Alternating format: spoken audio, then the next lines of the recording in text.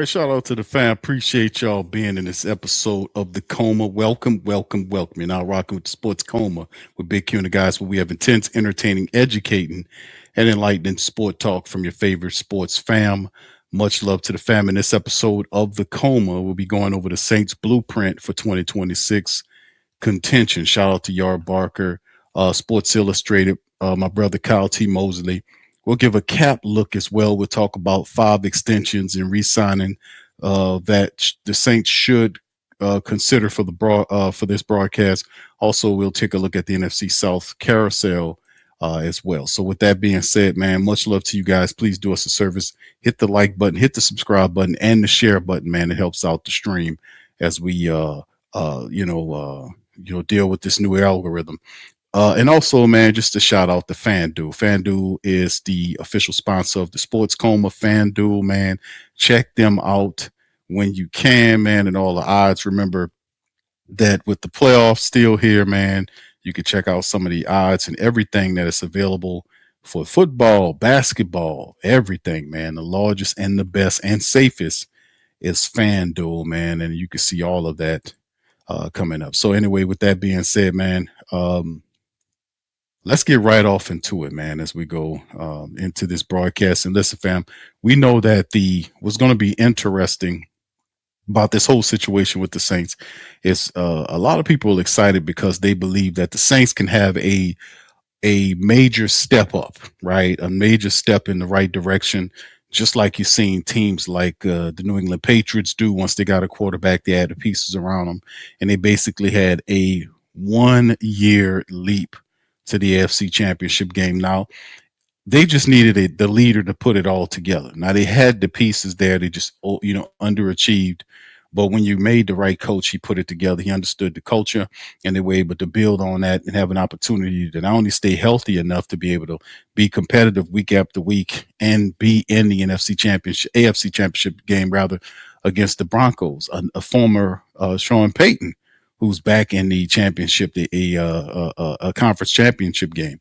So that's very interesting as well, and it won't have to take 2 or 3 years, for the Saints to get there. Like we got an eye, not only just getting the quarterback, but also having an identity to play behind is a major part of the losing. If we had salvaged that, we can be able to then be about the business of winning. And the Saints appear to have found an identity offensively and defensively, as they are now on the men to get healthy. They'll have guys like Alvin and Kendre Miller. Plus, we can go into free agency and address and upgrade key areas of the team. So in this broadcast, let's just drop right into the Saints blueprint as discussed here. Now, let me share my screen with you to go a little bigger there.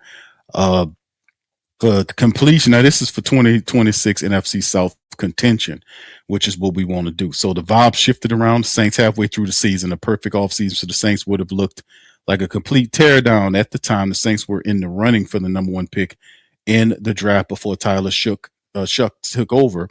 There was speculation about the possibility of earning the #1 pick and trying to use it on somebody like Fernando Mendoza. With no sign of hope, a perfect offseason at the time looked like a complete rebuild and the overhaul. And he ain't lying. The way the Saints look, man, you would definitely think that. So it's not the case. When Tyler Shuck took over and the Saints went 5-4 and 9 starts with him in 2025, now he's firmly planned as the team's starting quarterback moving forward.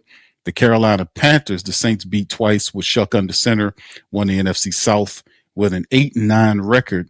With the way the Saints played and the 9 starts with Shuck, they could compete for a division as soon as next year if they can just run it back. But that wouldn't be a perfect offseason. The Saints should be aiming higher. So as we get into it, let's see what the author of this article wants to say what that is, right? Pending free agents, right? Of the group of pending free agents, finding a way to keep at least Cam, DeMario, Alante Taylor, and Town would be a good start. If Taysom Hill wants to play another year for cheap, the Saints should find a way to keep him as well. If the Saints can keep at least 3 or 4 here, that's a step in the right direction and would help keep leadership in place for a team with plenty of young guys. Now, listen, A lot of people is like, man, let's just move beyond these guys. The motive has changed, right? The ideology has changed because when you talk about Cam Jordan, who led the team with 10.5 sacks, Demario Davis had over 140 plus sacks, and Alante Taylor, who's not a old, a older guy, but a guy that played well in Staley's system. And then, of course, you mix Taysom Hill and Taysom. Out of those four guys, Taysom's the only one dealing with a shoulder issue. He got hurt in the last game of the season, and Taysom is up in age, but you can make a argument that those four guys were incredibly impactful and productive for the Saints. When Taysom Hill's catching passes, whether he's running the football, blocking for you, and all this type of stuff, Taysom is a weapon. So they kind of look at it and say, let's retool up because maybe we can have a jump like the Patriots for this upcoming season. Could the Saints have that? That's yet to be determined. So what do? Dependent free agency talked about that, getting those guys back. Wide receiver at the position. The Saints need another playmaker. Chris Olave is the superstar. Divine Belly looked like a stud after Rashid Shaheed was traded, but the Saints need more. They can go to the draft route and take someone like Jordan Tyson out of Arizona State with the 8th pick in the draft. If the Saints don't draft someone highly, they need to look to free agents or trade market, trade market for a number 2 option in free agency, considering Debo Samuel, Brandon Ayuk, or someone to consider on the trade block or free agency if released, right? And of course, like I said, we'll go back and address each one of these in the draft. Again, taking a receiver should be an option with the number 8 pick. If the Saints don't like the receivers available, Notre Dame running back Jeremiah Love somehow drops, he could be the pick. Getting a cost-controlled offensive weapon would be a good start in the first round. If not an offensive weapon, a pass rusher will be ideal. In summary, the Saints don't have a perfect roster by any means, but they can compete in the NFC South, keeping their veteran pending free agents, adding a big name number 2 wide receiver, at least one pass rush, and potentially a cornerback will be enough for the offseason to be perfect. Now, in respect to the writer, the interesting thing about the group is Demario Davis, Cam Jordan, I think those guys come back. Matter of fact, let me pull up this little information right here from Over the Cap that I want to share with you guys. You can see right here on screen. You can see for yourself here. This is the Saints 2026 free agents and the market value of the what they would deem as the annual market value for the Saints, or what they predict the value could be annually, for this team, for that particular player. And you can see the previous number, right, per year, right, 8.6 million for Demario Davis. But if you look at Alante Taylor, 1.8 on the rookie contract. He's 27 years old. 1.8 on the rookie deal. Look at that annual market value is jumping from just under 2 to over $11 million. That's what they're looking at Alante Taylor for. He's considered maybe the second. Some free agent list has him marked as the third, but some consider Alante Taylor the second best cornerback in this free agency class, which means he'll get some attention, right? So according to a Sport Track, they're kind of averaging his market value at 11.1 mil. Now, that is interesting because what it does, it gives me, a barometer to say, okay, will I pay, let's say it's a 4-year deal at $44.5 million for Alante Taylor, which is 11.1 or 11 million a year. Is that something that I'm easily to do? To be honest with you, if that is correct, and I think it could be more than that. I think actually it should be more than that. And the market will dictate the value. This is just their calculations of thinking how would it be in 2026 free agency market at 11.1 plus. Now, what's interesting about this whole dynamic is that if it's 11.1 mil for Alante Taylor, I think I would pay that. I think I'll give him $11 million per year. It'd be like a what? A 45 4 years at $45 million. And then you probably have to work out whatever the guaranteed money of that is. But at the end of the day, Alante Taylor to stay in the Saints defense at 44 or $45 million, which basically break down at just roughly over 11 million a year, to me is a good bet. Right? That's a good bet. but I don't think it's going to be that cheap because because if you go back to when we lost Paulson Adebo to free agency, there was an idea that the Saints wanted to sign Paulson Adebo. They wanted him back until the Giants came along and said, "Hey, man, we'll give you $18 million a year." And the Saints said, "Oh, you have a nice life up there with the Giants." And I think he had one pick last year. So, and plus, of course, they got a new coach at Harbaugh now to kind of turn the thing around. But the Saints wasn't paying Paulson Adebo $18 million a year. They just wasn't going to do it. And of course, and the crazy part about it is Paulson Adebo has accrued more interceptions than Alante Taylor. Alante Taylor is a good defensive back, but his coverage skills is not all that. It really isn't. Right? He needs to work on his coverage. He'll come up and tackle and do all that kind of stuff. Love that. But over his time with the Saints, he has 4 years being with the Saints. He got like 4 picks. So it's like a pick a year. Paulson Adebo had 10. You see what I'm saying? He had 10. So what I'm saying is what elevates your market is your interceptions. If you're a person that get interceptions, they'll pay you for that. Like I've said before, touchdowns, whether you're running them or catching them or throwing them, get you paid. On a defensive side, sacks get you paid, whether you're a defensive lineman, linebacker, or even a safety. If you're a safety that get a high degree of sacks, then that bodes very well for you. But on the back end, as you get closer to the back of the defense, what really shines supreme is interceptions. So they'll pay you for interceptions, but have 4 interceptions over 4 years, averaging a pick a year. I don't know if they're going to be, not at least the Saints are going to say, okay, we're going to pay you 15 million a year. I just don't see that. Now I want Alante Taylor to stay, but he's unrestricted. The Saints have no control over where he goes, and totally is cool with him deciding and letting the market decide. Now, according to this, and I think this is a little depressed, but 11.1 is what they're saying that the market is. Now, this could go up because some teams will bid on his services, and that ultimately means that when that happens, then that'll elevate that number, and we'll see where he is because Alante's looking to get paid. Right? He's looking to get paid. And of course, Demario Davis. Demario Davis, 8.6 is what the previous AAV is. The market value has him at 9.4 million, just under $1 million increase for Demario Davis in terms of his AAV.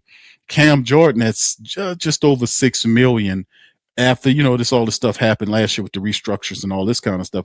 And you can see them saying that at 6.7. So whatever the elevated market is different for Demario and Cam based on the fact that they don't want to go anywhere. The Saints know there's no other team to balance them against from a leverage standpoint. Cam wants to finish as a Saint, so does Demario. So they'll be more inclined. I ain't saying give them a cheap deal, but still get your bread. But the Saints are going to look for a deal, a 1-year deal where it will kind of be respectful to both Demario and Cam and be efficient enough for the Saints to still be able to function to build the team because these veterans coming back for one more again. They believe in the Saints offense. They think that this team could get into the playoffs and maybe make a push on it. But once again, that's totally contingent about how the Saints handle free agency and the draft. That's the bottom line. Do they really see the needs that need to be met is the question. Do you really see that you need help internally with that offensive line? Do you see you need help at both guard spots? Do you see you need a reliable center backup option because Eric McCoy keeps getting hurt? Do you really see these things, or are you just playing games? If you really want to fortify, you can beef up the line like the Saints. Like I said before, when the other previous guy left, he did not lead the coverage bare. He didn't have a lead at the QB position. You got one now to wrap around the team, right? And growing and getting better. All you have to do is you have to beef up your offensive line with depth as well as replacing the guards, get a bona fide, you already got the center and Luke Fortner. Luke Fortner shouldn't cost a lot of money. Matter of fact, let's jump to Luke Fortner now. Luke Fortner, 27.7. That's what they're saying about Luke Fortner, but he's on that rookie deal. Off the rookie deal, now unrestricted free agent. He might get some takers that's looking at Luke Fortner because he played really well in Eric McCoy's absence. He played really well. Toward the back end, he really started to get the hang of it as a part-time starter. But you can see his numbers at 1.5 according to Sport Track, and then of course the market value at 6 million a year. Do you pay that for Luke Fortner? Do you give Luke Fortner a 3-year deal at 24 million? Would that sound about right for a quality backup center like Luke Fortner? Would you give him that? You know, a 3-year, $24 million deal, or a 3-year, $25 million deal for Luke Fortner. I will pay that for a quality reserve lineman that I can use to bring in there that knows the system, that played the games. And if McCoy steps out, he knows the protections, he knows what's to do. I'll pay that kind of money for a backup center, because if McCoy gets hurt again, you're going to need somebody that knows the snap count that the quarterback worked with from the past, so you don't have a problem trying to get another guy to do it. So I would pay Luke Fortner 3 years, 25 million to hang around. I certainly would. Do you get? So anyway, and then of course Foster Moreau, I would say sayonara to Foster. We can do better. Dylan Redunce, the same thing, and Taysom Hill, who have an injured shoulder, who is 36 years of age. Man, listen, that's an interesting dilemma within itself. But like if you journey down the rest of this list, you can see the ERFAs, or the restricted exclusive rights free agents, as they're called. We got 4 of those in a row. Zaire Mitchell Payton, which I can't say one way or the other, one way whether you should see him. We didn't see enough of him. Kai Kroger kind of faded on the back end, and if I was the Saints, I would bring Kai Kroger back, because these exclusive right free agent deals are usually pretty cheap, which means that the Saints will probably more than likely sign all of these guys back.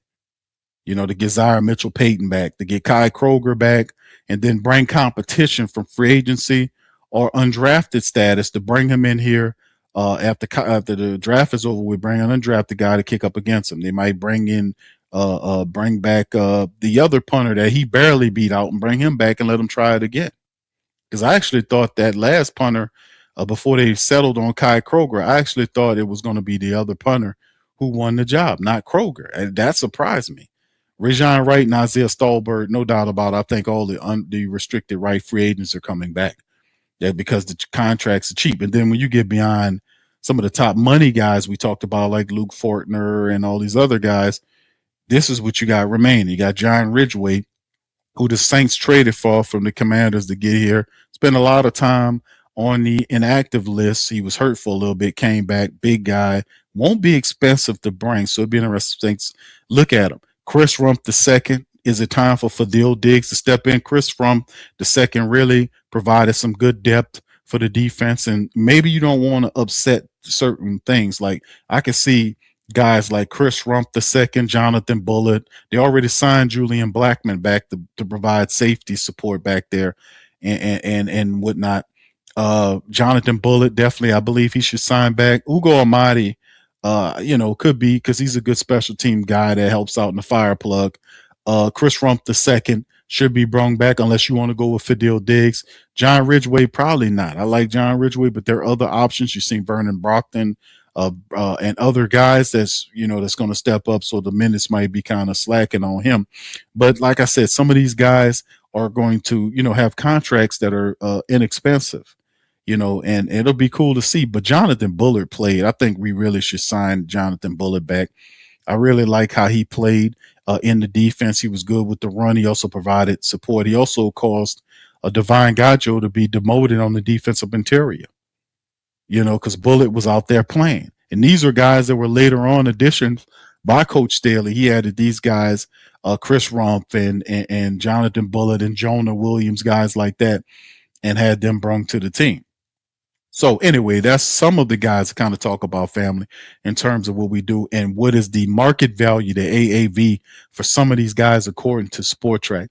11.1 seems depressed to me, in meaning it's a little low, and maybe when the market starts, you can see that number elevate based on how many teams will compete for Alontae Taylor's service. So you'll see that market value rise a bit. It's the only Saint that we have that's has an AAV over double digits. Everybody else is veterans and whatnot, that we should be able to sign back at an inexpensive rate, giving them more money than they got before, but still in all fortifying the depth. And this is one of the free agency cycles right here where the Saints really don't have a lot of people to do. They got a lot of people that were valuable on this list that will not break the bank. The only one here that you're looking at that will probably have more of an elevated contract to spin on, because you already got Chris Olave under contract, as Alontae Taylor. If you want Alontae Taylor back, I would spend 12 million. I don't think it's going to stay there. I think it'll get north of 15 million. But I think the Saints have a limit on what they're going to willing to pay on Alontae Taylor, and feel comfortable that the market will be down enough for them to consider re-signing him. So just one more look for you guys to kind of take a look at right here on this list to see if you guys understand. Man, we ain't working. We ain't got a lot going on at all when you talk about this sort of stuff here. Now, like I said, we just talked about this. We bounce it back and just kind of go into it because, like I said, those are the pending free agency. Now let's look at the wide receivers that is mentioned. The Saints have, another playmaker. Chris Olave is the star. Divine Valley's there. Rashid Shaheed is traded. Saints need more. They go to the draft route. You talking about Jordan Tyson. I like Carnell Late better than Jordan Tyson. I would not spend the 8th pick on Jordan Tyson. I'm sorry, I just wouldn't.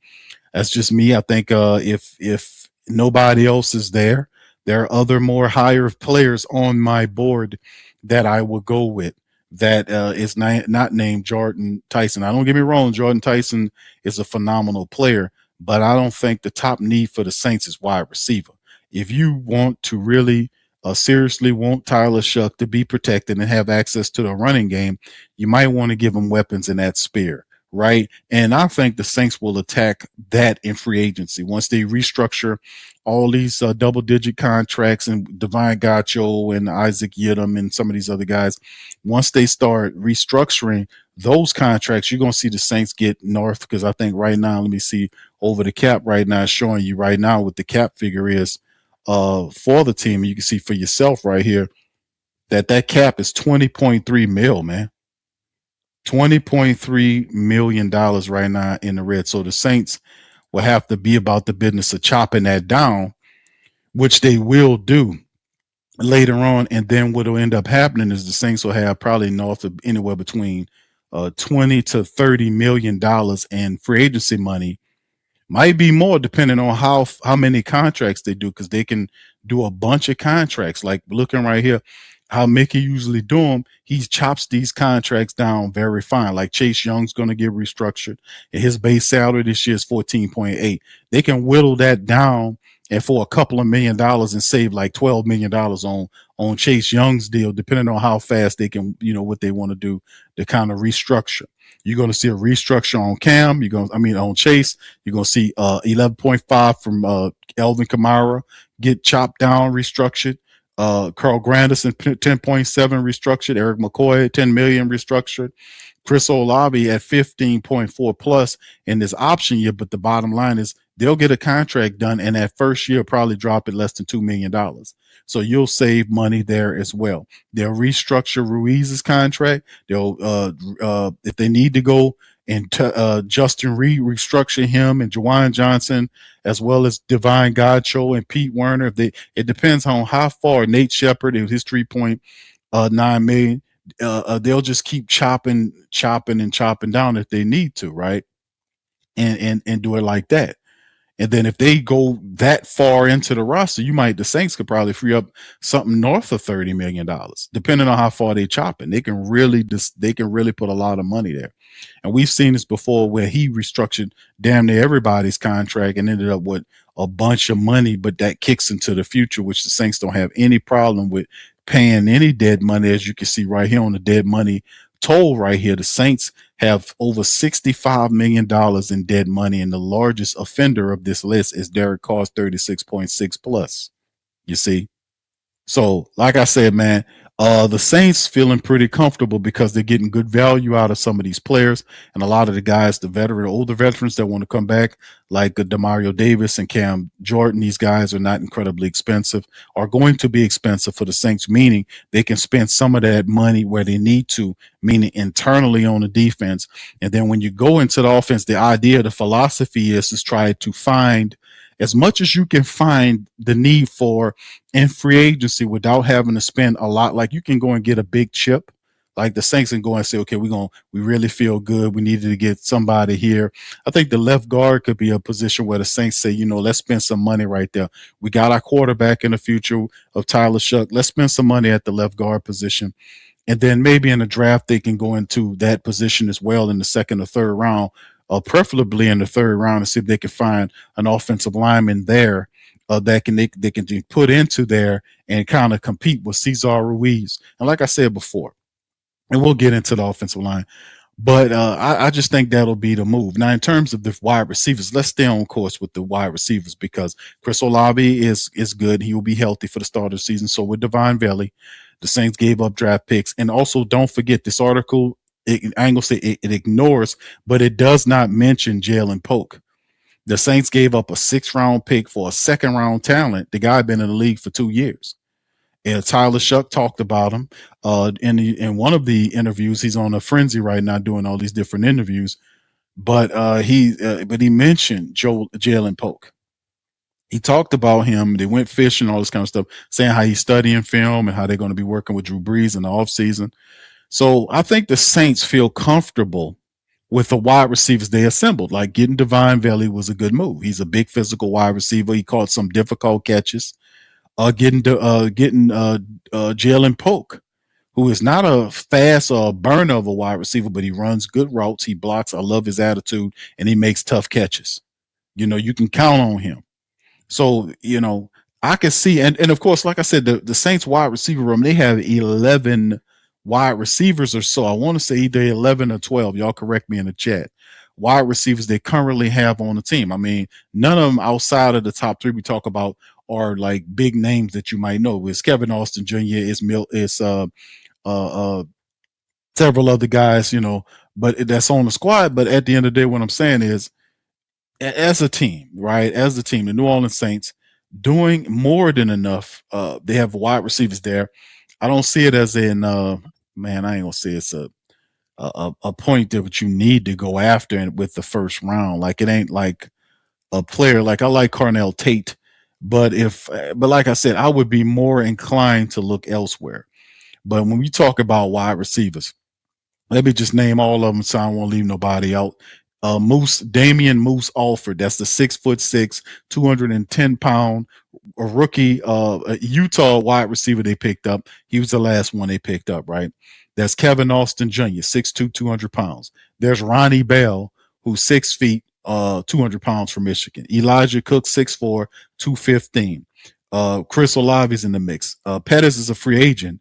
Samari Toure is 6'1", 200 pounds. He's also in the mix. And then there are other guys to kind of talk about that's lesser mentioned guys that's on the practice squad or the injury reserve. We're talking about Bub Means, 6'2", 215. Bub Means is going to be healthy. Trey Palmer, the 3rd-year man from Nebraska, 6'1", 190. The dude can run. He's a speed demon. Remember, the Saints picked him up hurt too. The Saints got both Jalen Polk. I think they claimed Trey Palmer, if I'm not mistaken. They claimed him off of waivers or something like that. I have to look it up, or perhaps they signed him. I forgot how they acquired him. But hold on, fam. Give me a second. I forgot how they signed. I think they signed him somewhere. Let me be familiar. If they didn't claim him or something, or how that went. Hold on here. Let me look, because Trey Palmer can't be overlooked either. That dude he got skills, man. He got skills too.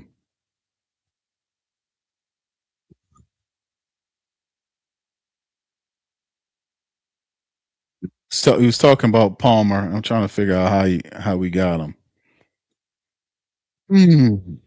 Because, like I said, yeah, they claimed him. That's what I thought, man. Back in late August, they claimed him off the wire, and some kind of way he was hurt. Yeah, it happened back in August 27th, August 27th of last year. Yeah, the NFL office Saints added wide receiver, former Tampa Bay Buccaneer wide receiver Trey Palmer, off the waiver wire, and then they released a couple of players to make room for him. Also, additionally, the Saints picked up Denver Bronco offensive lineman Xavier Truss, who signed with Denver as a rookie free agent. So when they claimed two guys, they claimed Xavier Truss, and they also claimed Trey Palmer off the waiver wire. And Trey Palmer got hurt, and after that, he was shelved, and he's still on the team. So yeah, that's how they ended up with him. I just wanted to get a little backdrop because I was like, I forgot how they got him. But yeah, there you go. So anyway, there's him. Bub Means is Trey Palmer, Jalen Polk, Mason Tipton. We talked about Devon Belly. So they have a lot of wide receivers available, right? A lot of guys coming off the um, free agent list. Like I said, Jalen Polk, 6'1", 203, second year man. So it's like he played in his first year, didn't play a lot for the Patriots, and the Saints gave them a sixth round pick for the man, and they basically got a second round talent, and it was a futuristic move for the team. I'm sorry, the Saints gave them a seventh round pick. Hold on, yeah, there was the Polk. Hold on, that was 4 months ago. The Patriots traded Polk, who had a shoulder issue, and a 2028 seventh round pick, 2028 to the Saints for the Saints 2027 pick. So it's not even the sixth round pick this year. It's next year's pick, the 27 for Polk. So the Saints, you know, they got a 7 round pick and Polk, and they gave up a 6 round pick for 2027 to get Deshaun Polk. So like I said, he doesn't have full speed, but if you watch the footage of him at Washington and how he used to play, he's faster than what he looks. And like I said, man, I think the Saints they got some stuff. So anyway, the reason I'm saying I'm bringing that up because I think people when they write some of these articles, they could talk about Devon Valley, they could talk about Chris Olave, but they're forgetting Jalen Polk is in the mix, and Jalen Polk will be a part of those wide receivers. He won't be one of these guys that's not going to play. Jalen Polk will be a part. He will be a member and a contributor to the Saints wide receiver room. Now, with all those names I said, there's other guys that maybe you can throw. It wouldn't be bad if you throw a veteran in there, but to say you're going to spend some money on a tier one guy or tier two, I could see a Saints getting a tier three guy, or if they can get the guy for the right price, maybe you do that. Because if you're going to swing for the fences, you might want to get you a veteran. He can do nothing but help with the Saints system. If that's the case, I have no problems against that at all. But I do think the Saints, in their minds to a degree, have the three wide receivers that they want to go into the future with: Devon Valley, Chris Olave, and Polk. And then you have all these other guys that they're also interested in as well. So we'll see how that shifts. But the guy mentioned 249 wide receivers in Debo Samuel and Brandon Ayuk. None of them guys is going to be cheap.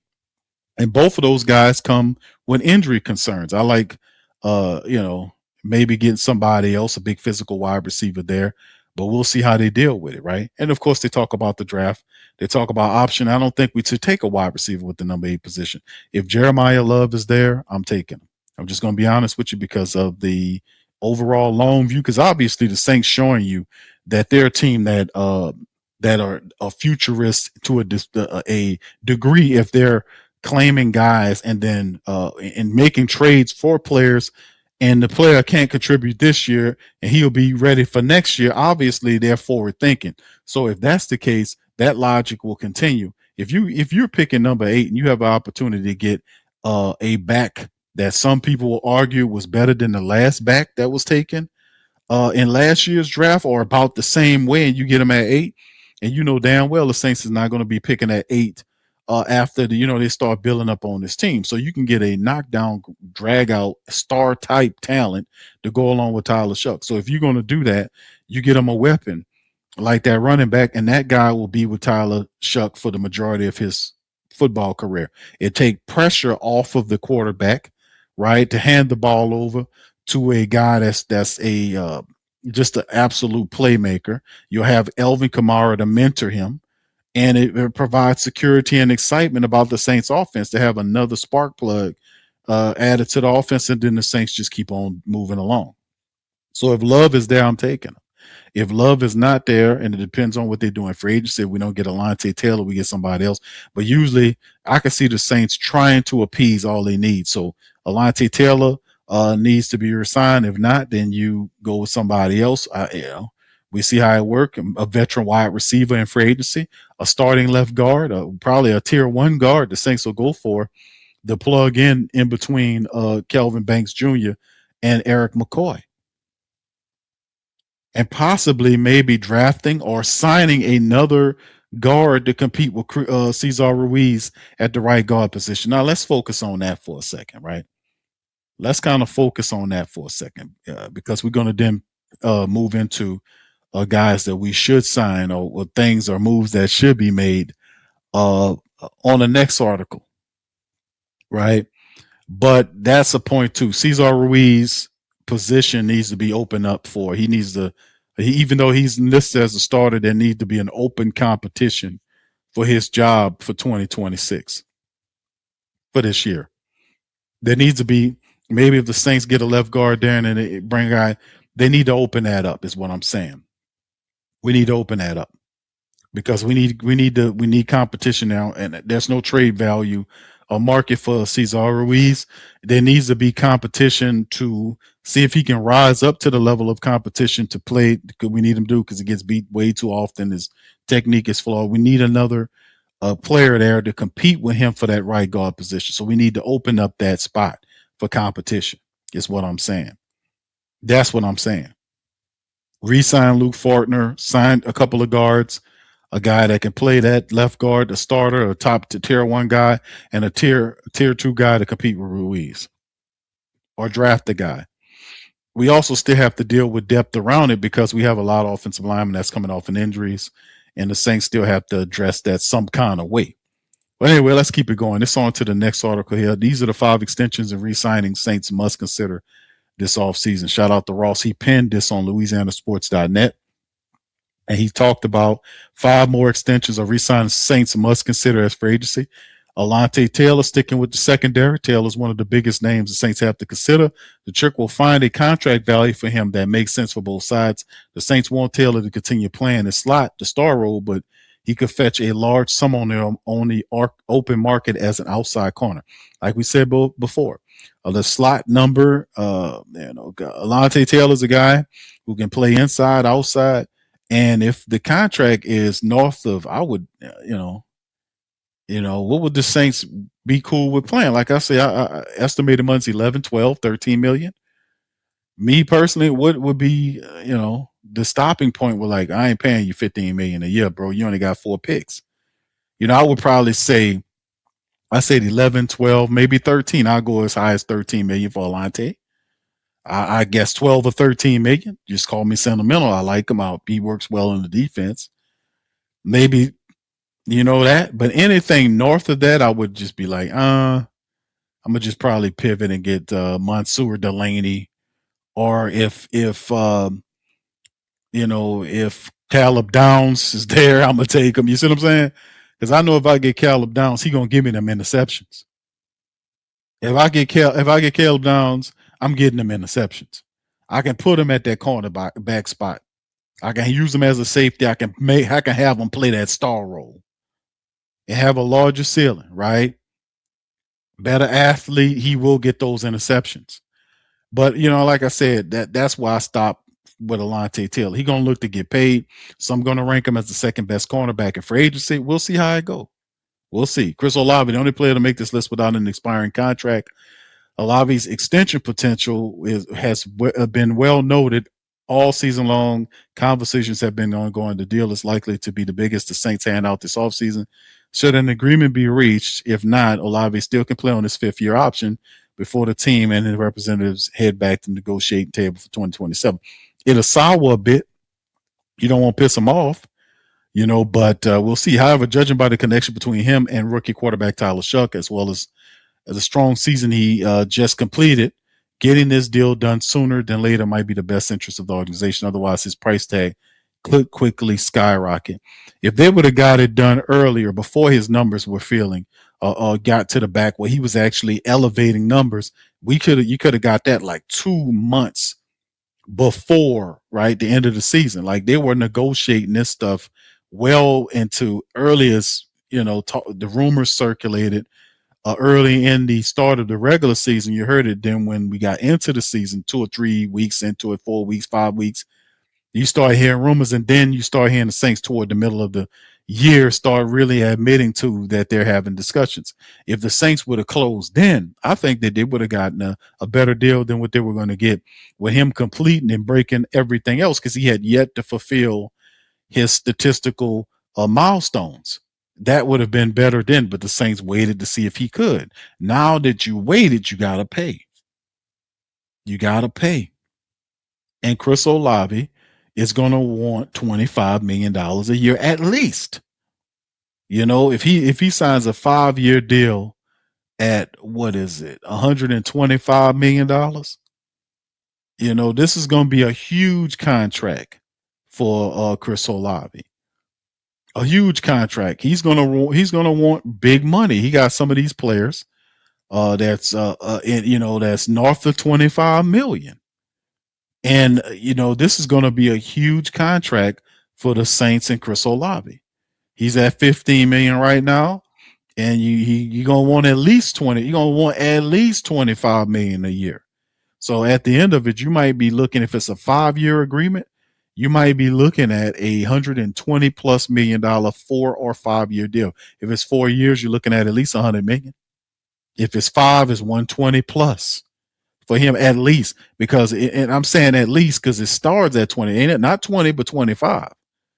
That's what he's looking at. I promise you that's what he's looking at because he getting a lot of that. And like I showed you guys on the previous stream, you look at some of these other wide receivers, that's how they be looking at each other.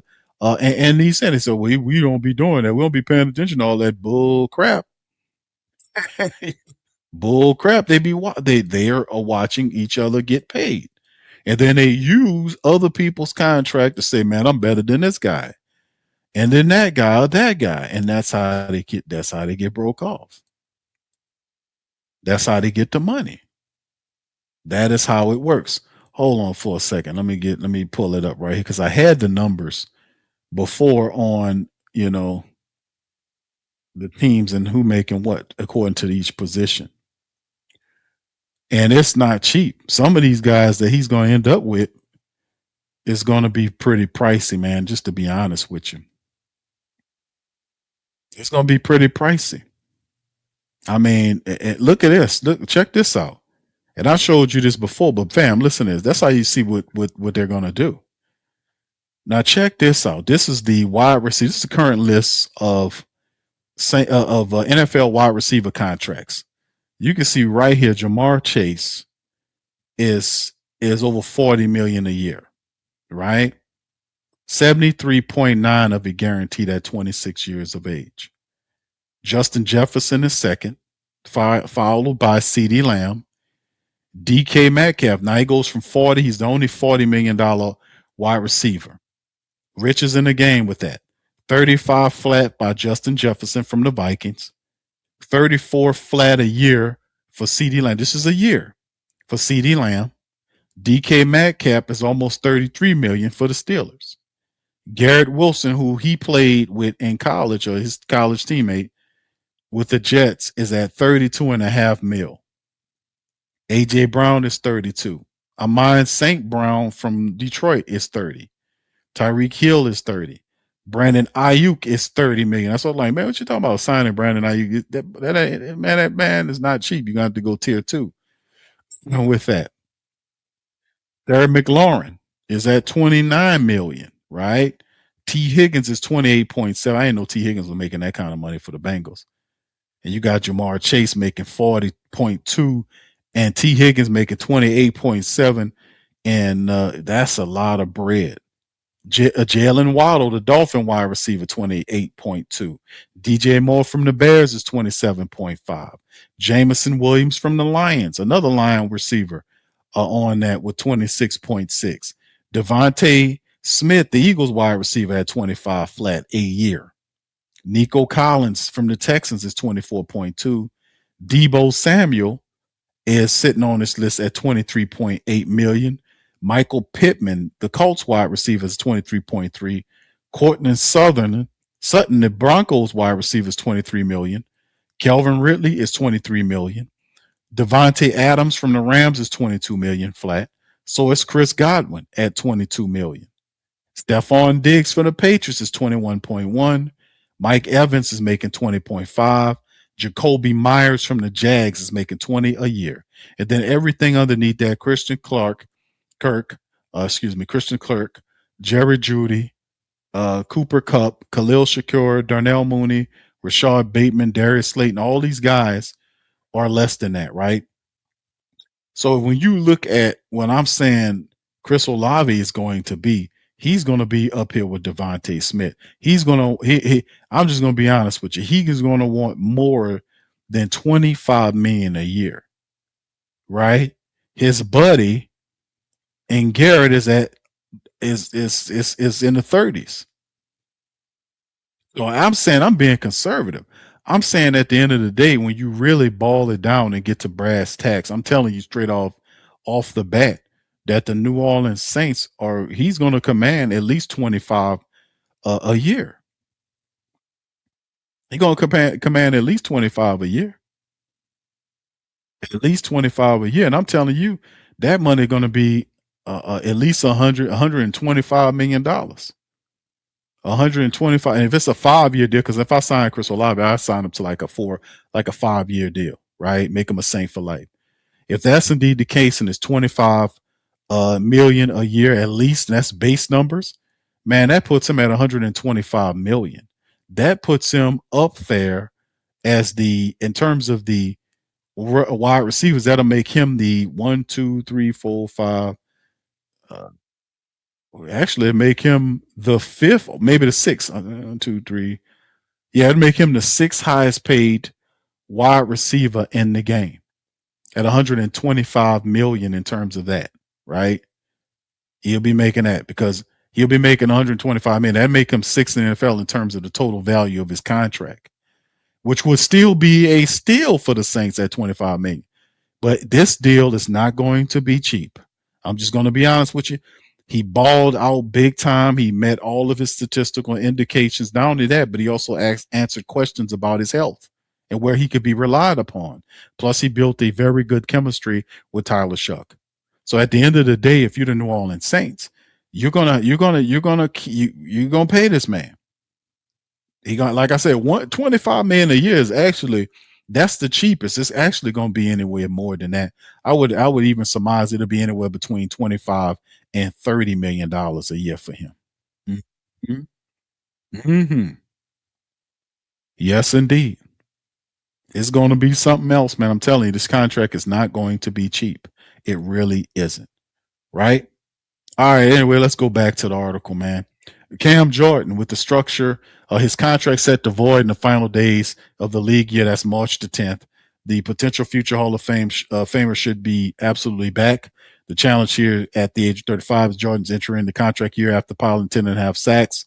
So does the team pay him like a 36-year-old, or does it pay him like a double-digit sack getter? What's the in-between? That's a great question. This will be one of the most intriguing contract negotiations across the league for those who enjoy geeking out over contracts like we do. Now, the reality is that's a great question. And the point is, it's a 1-year deal. So, no, you're not going to pay Cam like a 10.5 sack guy, right? That will usually come with a multiple year agreement. It's already understood that Cam wants to play for 1 year. So it would have to be, and really, if this, depending on how the Saints craft the restructures, if the Saints restructure all of the players that we just talked about that's on that list, right? The restructure list when I talked about Elvin and all these Jason, Carl, Granderson, Eric McCoy, Cesar Ruiz, Divine Gacho, Nate Shepard, Yedem.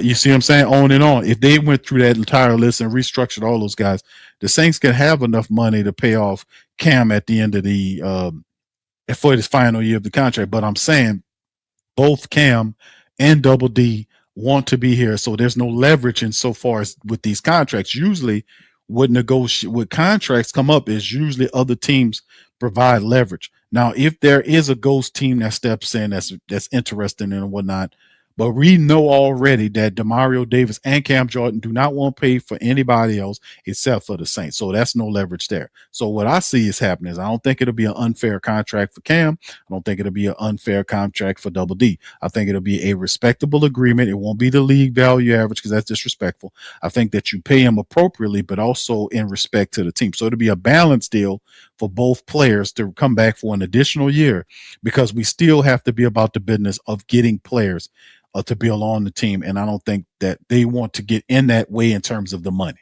right? So in terms of DeMario, not many players set a career high in tackles in their 14th year while having a productive player over the course of being over the course of their career. Davis could very well be in the Big Easy next year as well, but like Jordan finding the contract do so won't be easy. Davis' leadership and impact off the field can't be understated, and that's why you give him the deal. But like I said, these are gentlemen that's older and in the back end. They have 1 year. They already agreed upon. They're going to play for an additional 1 year. That will be in harmony with the team, and it'll be both a responsible deal for both the team and the players. The stuff like that actually happens. And of course, we talk about this as well. Luke Fortner. Fortner should be back in black and gold again next year. I said it you got to. This guy was a very good pickup. This is a very underestimated trade. Like of all the trades that the Saints made on the offense, period, all the trades we made last year, whether it was getting Divine Valley, trade for Jalen Polk, trade for Divine Gacho, whatever the trade that, Asim Richards, because we did a trade for the Texans to get Asim Richards, the backup tackle, right? Out of all those trades, one of the most underestimated trade that the Saints did is when they sent your boy Bink Saunders, sent him packing to the Jacksonville Jaguars for them to get Luke Fortner in return. That was a great deal. I ain't gonna say great, but it was a good deal. They won in handily because the Jaguars end up putting Bink Saunders on the street. He ended up with the Jets. So the Jags had some success last year, but Bink wasn't there to enjoy it. He went to the Jets and he looked terrible and unhappy when we played the Jets. Remember that? We kicked the Jets' teeth in. He was over there sitting on the side looking sad. But that goes to show you that how good the trade was to get Luke Fortner, because when McCoy keep getting hurt, we need a quality center. And let me say this, fam.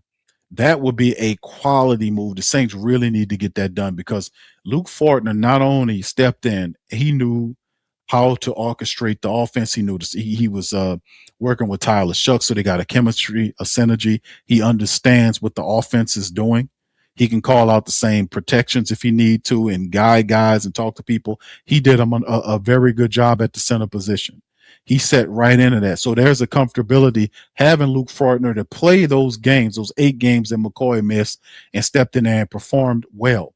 Getting him back is big because you can count on him if or when, hopefully he won't, McCoy will miss time because he's missing all of these damn games. It's 24 games in 4 years, 20 games in 2 years. It's just too much. So what he's saying is Fortner should be back in the black and gold next year. The Saints offense absolutely bottomed out with starting center McCoy, and it is bottomed out going back to 2024. We'll have to go back that far. In 2025, the Saints offensive line looked like crap with him in there when the starters was in there. Now you can say that they were still trying to learn how to play and all this stuff, and I grant you that. But at the end of the day, Eric McCoy it cannot be relied upon in the way we used to rely upon him in the past. We can't do that no more. We can't make him be the center point of the offensive line because he's not available. He's constantly missing time. And he don't miss 1 or 2 games. He misses 8 games. He misses half the season. And listen, I'm not faulting him because the lot of these injuries, they could possibly be out of his hands, right? Some of them, maybe he could train better. Maybe he need to stretch more. I don't know. But the reality, what I do know is that he's not available in the way that we need him to be so we can have a stable offense. So if you're going to continue to keep McCoy, who I believe is under another 2 years with the Saints, you need to get Luke Fortner here.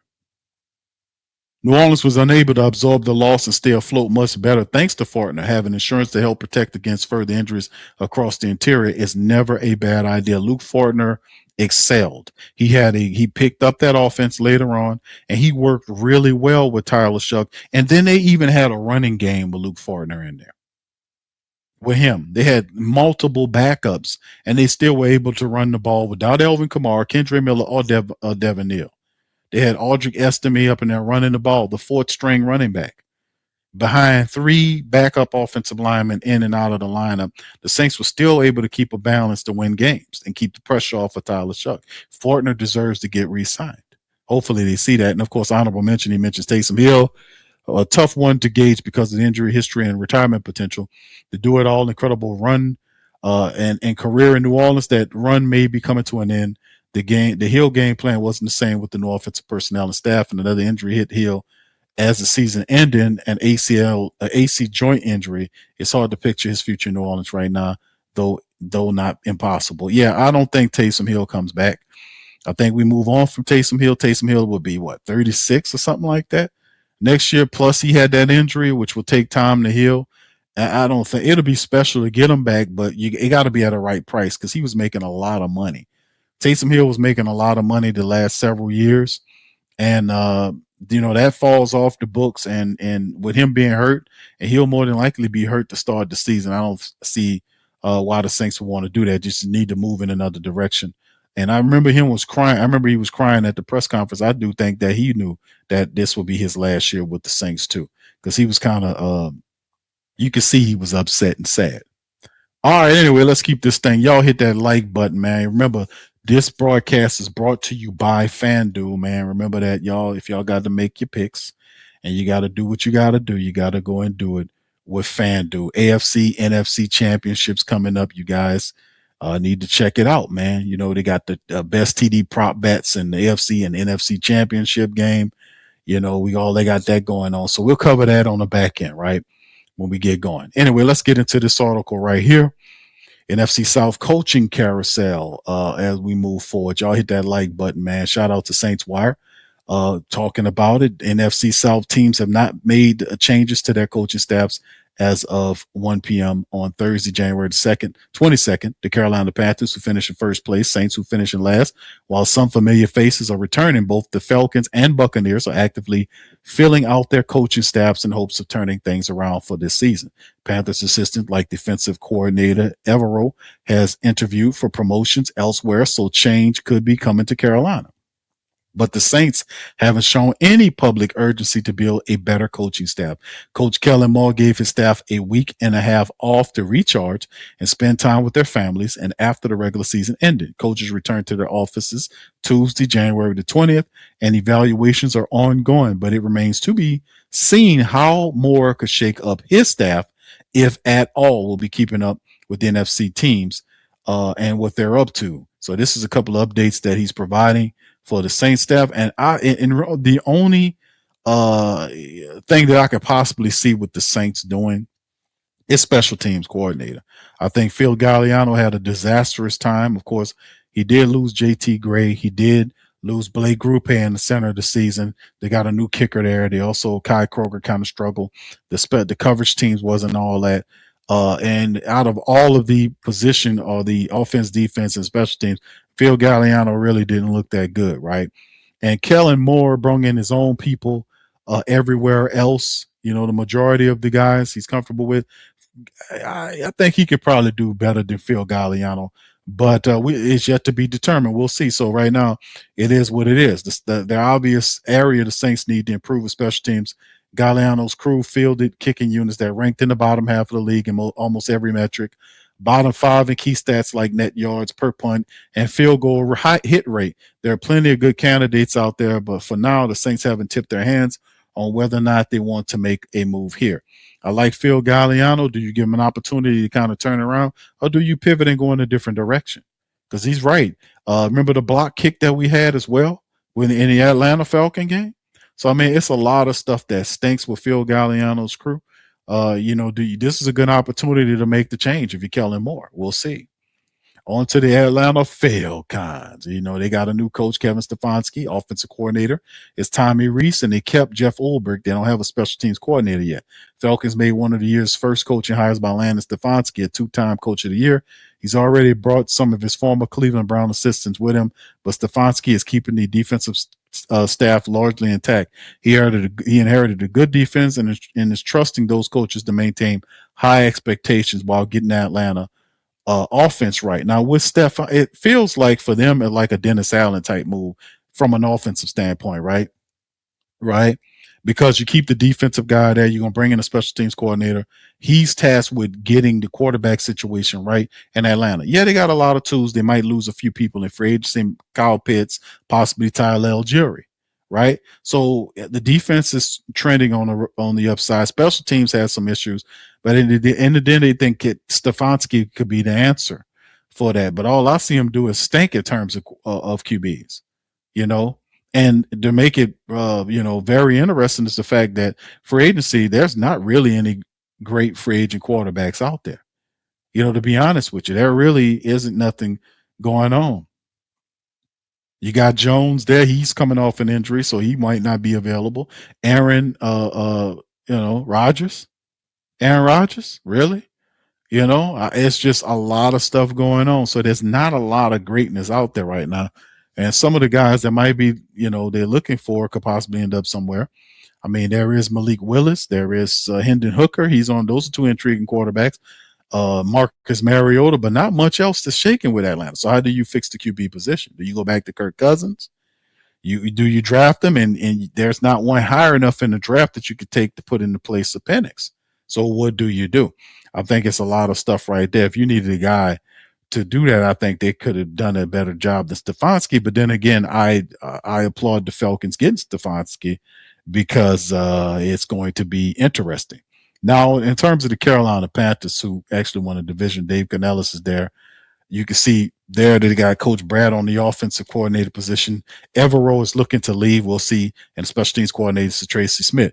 NFC South's only playoff team hasn't shaken things up yet, but they could be forced into if Evero lands a head coaching job elsewhere. Canellis has helped Bryce Young develop into a valuable starter, improved from 5-12 to 8-9 with a playoff berth, and year two has a lot of momentum behind the Panthers coach. He has a lot of stuff that he needs to build on. And that's why I say I think between the NFC South coming up next year and it'll be the Saints and the Panthers, because the Falcons still have a lot of stuff to figure out. And I think they'll be stagnant, and the Tampa Bay Buccaneers is finally heading in the opposite direction, right? So there's going to be some change on Todd Bowles' staff. So Zach Robinson, right? Zach Robinson is offensive coordinator. They don't have a defensive coordinator, Danny Smith special team. Bowles turned over almost his entire coaching staff after falling short in 25. With the new additions coming out of each coordinator spots and many positions, more changes on the way. But for now, these are the names to know. To be fair, to ask if this could be enough to save the future of Tampa Bay after losing 7 of 9 games. So getting rid of all of his coaches, bringing in Zach Robinson, changing things around. It's changes on the way. Then there's still, I think, Baker Mayfield. I think he has like he got a year left on his deal. He wants a contract. So Mike Evans is a free agent. So they got stuff. They got some good wide receivers there, but a lot of stuff to fix on. I think Tampa Bay is right where they're supposed to be, right? And there you go, fam. That's a little a little update right there in terms of what's going on in the NFC South. I think it's time for the Saints to step up. That's why I'm saying building and getting the right pieces in free agency, building up that offensive line, and taking the best players available when the time comes, right? So there you go. All right, anyway, man, that's all I got for y'all today on the broadcast, man. Y'all hit that like button, hit that subscribe button, and by all means, feel free to share the show on social media feed, man. Listen, I will be back sooner than later, man, to kind of talk to you guys about a little bit of everything that's going on with the Black and Gold Nation, man. As you understand, man, Big Q and the Sports Coma always representing. Shout out to our Patreon champions, our YouTube membership family. If you want to see the platform grow even further, please check out our Patreon. Go to patreon.com/the Pro Media Network. We got dozens of shows, a lot of content on Patreon as well as for our YouTube membership family. But if you want to really help the movement and help the show along over a decade plus in the game, the Sports Coma representing the mighty Who Dat Nation, join our Patreon, patreon.com/the Pro Media Network. We got some new merch that will be unrolling out to our pro shops and all this kind of stuff coming at you guys really soon. And also just to let you know, man, that the Sports Coma is brought to you by, that's right, FanDuel, right? That's the main sponsor of the show, and you guys can feel free to go to FanDuel. Y'all know how to get there, man, on the app or whatever, and you can go ahead on and place your best. Now they got this going on right here: two best NFL touchdown props for the AFC and NFC championship games. You know, give you the line and tell you everything that you need to know for the prop bets and everything going on. As you see right here, RJ Harvey to score a touchdown, that's plus 120 there. And so it's a lot of stuff, man, some of the prop bets, and they'll kind of put you on the game and let you know what time it is. So it don't matter if it's NFL, NBA, or anything else. Check out FanDuel, the official sponsor of the Sports Coma. So with that being said, man, listen, I'm going to get out on that. Y'all hit that like button, hit that subscribe button, and by all means, feel free to share the show on your social media feed. I appreciate y'all, man. I'm going to holler at y'all on the flip side. Much love, peace, and who that too.